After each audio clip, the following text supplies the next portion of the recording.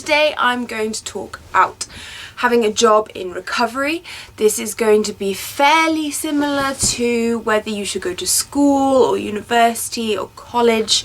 Obviously during recovery you should be resting, so having a job is quite strenuous during this time, especially if you are experiencing fatigue and exhaustion and muscle aches and obviously all the rest of the physical symptoms that can be unpleasant and uncomfortable and just make you want to lie in bed and not have to face the world. It's obviously good for you to rest both mentally and physically so that you can dedicate time towards your recovery and also let your body rest and heal. Obviously this becomes a bit more complex when people don't live with their parents, so they have to pay rent and bills, or whether they live with their parents and do have to pay rent. Hopefully if you do live with your parents you could have a conversation with them about money and about recovery and about how important this is because it's your health and your life and your happiness, and maybe they could support you. But obviously we don't all have supportive parents and we don't all have parents that can provide the money for us because they can't afford to anymore. So some people may need to have to work, and then hopefully you can work as little as possible. So if you can have a part-time job, that would be ideal so that you're earning money but not earning loads and also not putting your body under so much strain. But obviously if you have to work a full-time job, you have to work a full-time job. So maybe you don't have a job at the moment, or you do and you have to keep it, or you're looking for one at the moment.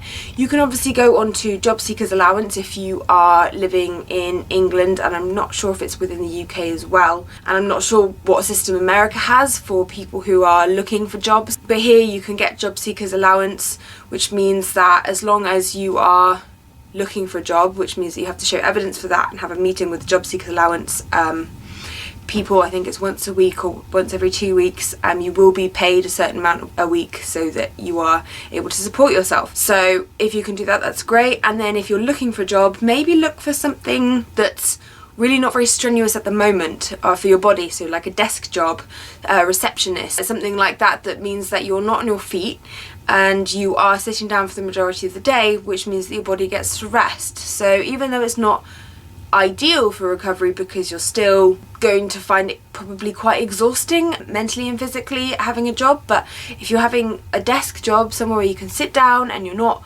doing too much, then that's going to be a lot better for you than being a waitress or a chef or someone that's on their feet all the time. So try and find a job that fits into your recovery a lot better. Obviously if you have a job at the moment and it is a more strenuous job and you can't quit, then that's just life. If you have people to support and yourself to support and you can't look for another job for any reason, or you enjoy your job or anything like that, then it's really, really important that you make sure that you eat enough to make up for the job that you're doing. Now obviously you can, find a rough estimate of how many calories you're burning by getting on the internet and typing in calorie burner and finding out how many calories you've burnt. So that is what you need to eat back, and obviously that's a rough estimate as well, so if you are still hungry you still need to eat more, but giving yourself a rough estimate of what you need to eat back from your job is going to be helpful to you so that you know what you need to eat on top of your daily allowance of calories, which is 2,500 to 3,500 depending on your age, gender, height, etc, etc. So if you do have a job and you have to keep having a job during your recovery, it's so important that you get that energy back, that you're eating more on top of it, making up for the energy that you're burning during your job and allowing your body to get enough energy to heal and repair.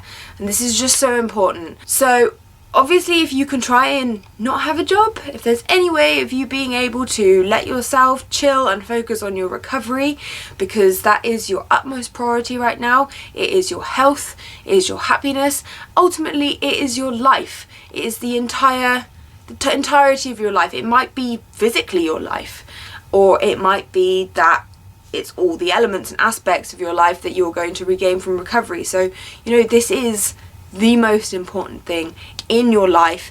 You must put it first in any way that you can. So whatever way you can work around it, whether that's not having a job, having a part-time job, having a full-time job, having a different type of job, do whatever you can that will benefit your recovery physically and mentally in whatever way you can. That might mean having tough conversations with your family, because asking for help can be difficult, especially when it's financial support, or your carers or guardians, or anyone that can help you in any way. Don't hesitate to get in touch with them.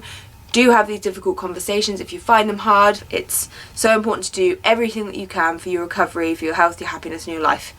So please do bear that in mind, and please do everything that you can. I know I've said that like 10 times now, but it's so important. I hope everybody's doing well. I know that my videos are quite few and far between these days, but that is because I have so much to do and take care of, and accounts to run, and also I still don't have a good editing software. So as you'll probably know by now, because I moan about it 24/7, my video editing software is just the Windows Media Maker, and it freezes every single time I make a little change to the video that I'm editing, and it freezes for about a minute or so every time. So it takes me about 7 or 8 hours to edit a 8-minute video.